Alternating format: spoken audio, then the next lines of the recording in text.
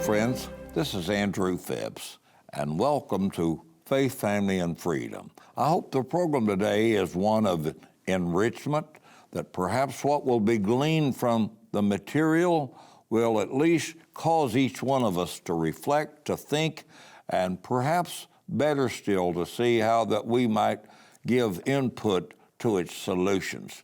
My good friend, Jack Bimber, is a wonderful teacher, and he sent me some material. I will tell you in advance that the material that we will be sharing today is delicate. It's sensitive, and I hope that we can present it in a way where you will know that it's not done with any intentions of being abrasive or being ugly. That's not our style, but the statistics are staggering. What is happening to the American family? Fewer and fewer children are living with intact families, with most of those living in homes headed by single mothers. So many children have self-image problems induced by the epidemic of fatherlessness. I believe that we could say Amber Alert. Dads are missing. And before I address the seriousness of this issue, I want to express that we do not condone mothers living with physically abusive and dangerous husbands. We support and cherish our mothers who are trying to be the best they can be. However, there are realities that cannot be avoided by the single-parent household, and we do not need to further delude ourselves about the effectiveness of the child-rearing abilities of most single parents. The Bible cautions fathers about discouraging their children, and when fathers are absent, that is exactly what they are doing. The fathers are doing this whether they realize it or not. There are numerous reasons why the Bible advocates the two-parent household and speaks out strongly against divorce. For example, before we give you the statistics, someone made a great statement. They said the individual or the father who takes no interest in the child in the playpen had better prepare themselves to visit him in the state pen. For example, 40% of all children are born to single mothers. 40%, that's 4 out of 10. Only 68% of all children in the United States will spend their childhood with an intact family. Now, we were poor as far as money and those kind of things are concerned, but I love my parents. My parents loved me. I never doubted but what my parents would continue to be my parents.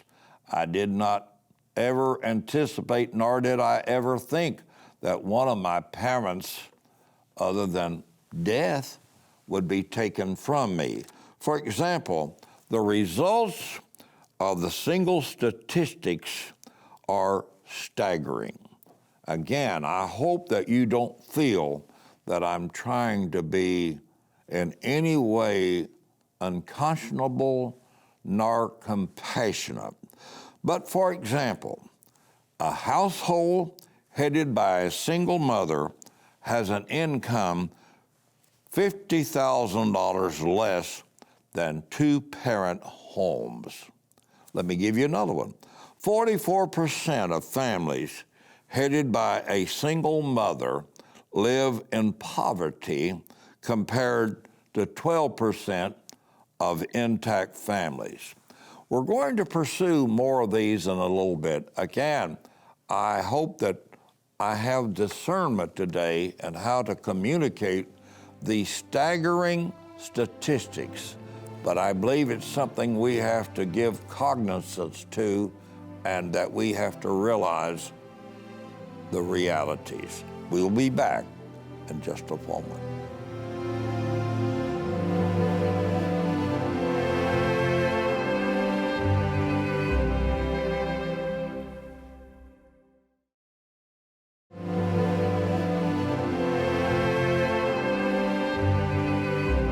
And friends, it's always wonderful to have you join us. And we appreciate those of you that advertise this program in your churches or in your workplaces or in the communities where you live. We thank you for that. And I also do want to pay special recognition to our good friends at Clemens Home Solutions on South Madison Street in Muncie, Indiana. Sean Clemens is a wonderful man, a great Christian. He is very oriented and wants to be a part of Christian outreaches. And his family there, they have a facility that you need to see their display. Go in and have a cup of coffee. You'll be glad that you did, and if you have need of their services, please consider them. I think that you will not in any way be disappointed. In our last segment, we were talking about some of the staggering statistics on what is happening in America, especially as it relates to our families and maybe more specifically to single-parent homes. I cannot think of any part of our society, whether it's economic, social, or political, that is not impacted to a great degree by the statistics that I would like to share with you. For example, 85% of children with behavioral disorders come from single-parent homes. 63% of youth suicides come from fatherless homes. 85% of youth in prison come from fatherless homes.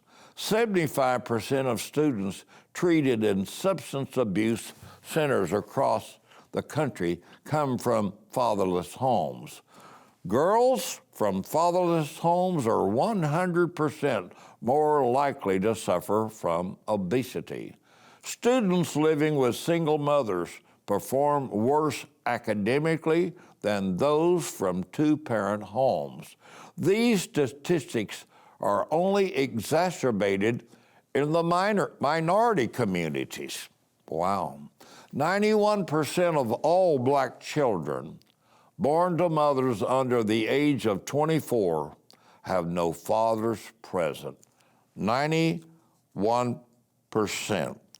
For example, conversely, 97% of all parents who graduate high school, work, and were married before having children are not poor. Let me state that again. It means basically, if you get a high school diploma and you wait until you are married to have your first child, and especially if you wait until you're 18 years of age, the time that most students graduate from high school, your chances of being poor are not very great. But it's when we violate those statistics, when we violate those, call it whatever you will, those, unfortunately, the report is so damaging to what we call single-parent homes. And when you talk with people one-on-one, individually, it almost invariably comes out to the same conclusion. We're not saying that there are not exceptions to the rules. We're not saying anything against somebody trying to make them less respectful of themselves, but the statistics are the statistics. You see, the breakdown of the family has been a staggering cost to the government, and the harmful effects upon the children cannot be calculated. God decreed the exalted intimacy of marriage between a man and a woman. In fact, Marriage was the first recorded institution. To define marriage as a mere relationship is absurd, contrary to common sense, and will ultimately destroy our nation as well. We'll be back. Hopefully you'll stay with us.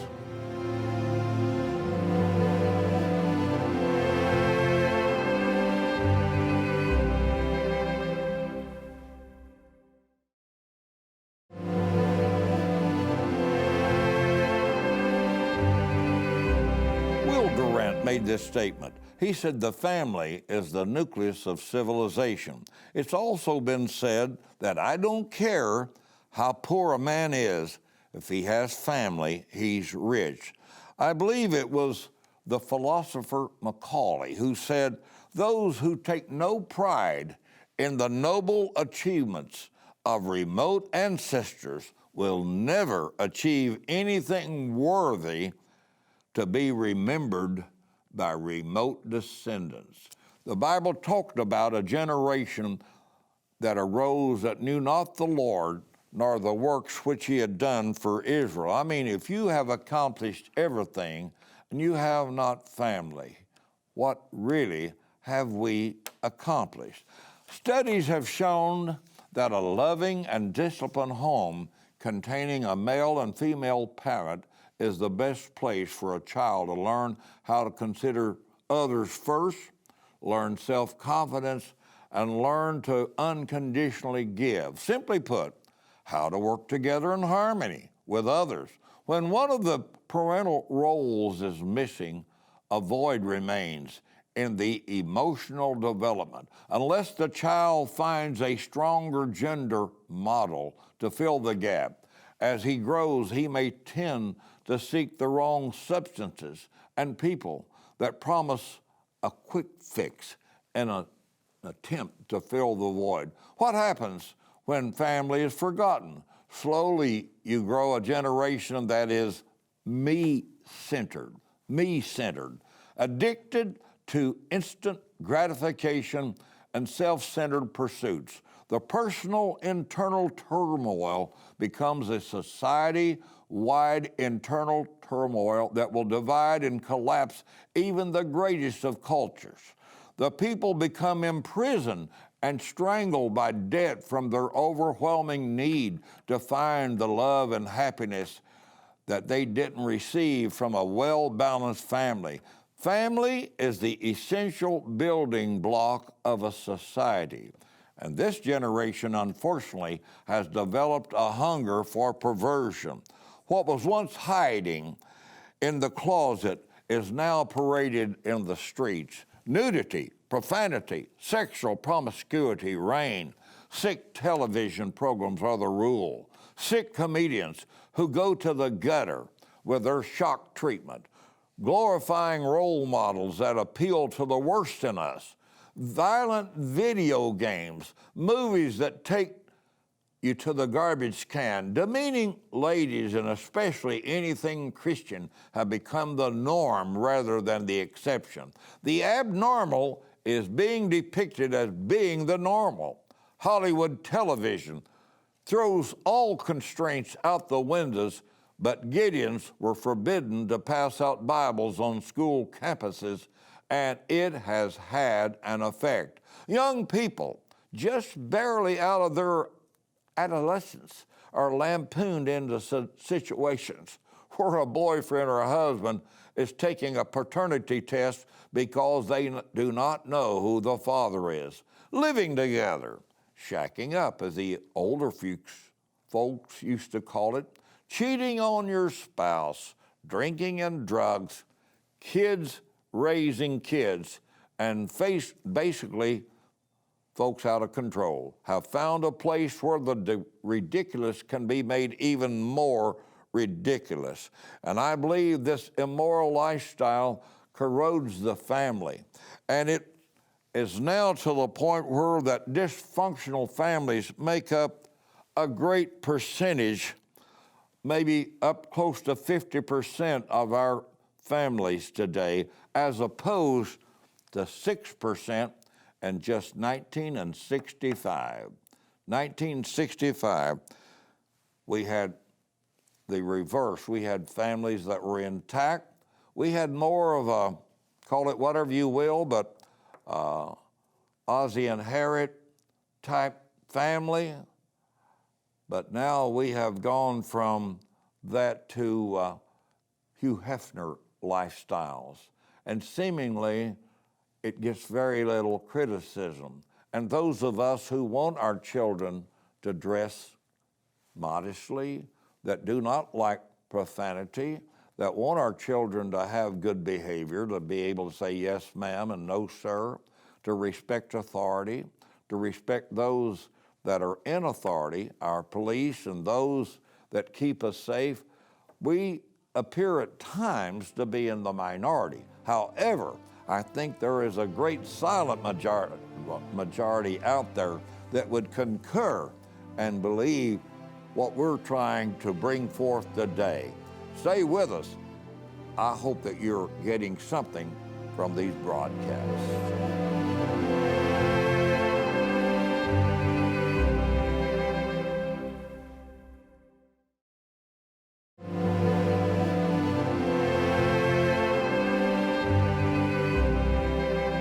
And as we were speaking earlier, as the out-of-wedlock pregnancy rate seemingly increases almost exponentially, it is known that a great percentage, some people say 70%, others say more, of the inmates in prison come from single-parent homes. I think we can agree that the number is way too high.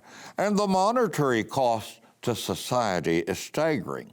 Our economy is overwhelmed in an attempt to compensate for the rehabilitation programs and medical procedures and necessary to patch issues brought on by destructive lifestyle choices. Government costs are high because our behavioral standards have become so low. I want to repeat that. Government standards are high. Government costs are high because our behavioral standards have become so low. The size of government and its costs cannot be reduced as long as this trend continues. Lack of money and supplies is not the root cause of the lack of respect and discipline in the classroom. Schools mirror the homes, and our homes are in disarray. A new report recently showed increased violence even in the kindergarten classrooms. The report found teachers are seeing more violence amongst the youngest of students. They say the reasons behind the kindergarten aggression include a lack of parenting schools, kids not respecting authority, home environments that don't include enough family time as parents are stressed to meet other needs, and a majority of violent kids don't have social and emotional skills. Well, let me just comment on these things as I understand it. I believe as I talk with teachers from time to time, and I respect our teachers, they have such a difficult job. It's a stressful job. In many places, not only are they supposed to teach content in their subject areas, but they're also counselors. Many times they act in the place of parents. They give whatever advice they can give, even if, as it relates to spiritual or moral considerations. Again, the 26th president, Theodore Roosevelt, the old Rough Rider, said this: "To educate a man in mind and not in morals is to educate a menace to society." We can spend all of the money that basically we can accumulate. We can tax as high as you want to push the rates, but it will not solve the problems of the home, nor was it intended to do so. The home is the most basic of our institutions, other than we're talking about something other than church. Again, those who have no church affiliation, how would we expect the schools to, for us to correct in maybe 2 hours of service on Sunday what the students are getting in their environment of maybe 30 hours in the classroom and on the school grounds? You see, negativity breeds negativity. Violence breeds violence. Bad attitudes breed bad attitudes. Lack of respect for authority will only enhance those areas. We cannot expect the teacher to be the panacea, to have all of the answers, to be able to do whatever to correct what is missing. And that is missing in many of our homes today because parents have chosen other priorities. I am not demeaning those that have to work or whatever. I'm only saying that when our priorities do not consider our children one of the most prized possessions that we have, given to us by God, we have made some very serious choices. I hope that you'll continue to tell others about this program. We want to reach everybody that we can reach. I thank you for joining us. I hope you have a great day. And this is Andrew Phipps. Phipps, Faith, Family, and Freedom, presented by Clemens Home Solutions and Blue Gate Restaurant and Bakery, Heritage Funeral Care, Ashton Surveyors, Hillsdale Farm, Cardinal Exteriors Roofing Specialist, Dr. Jeff Hiltz, and Sam Pierce Chevrolet.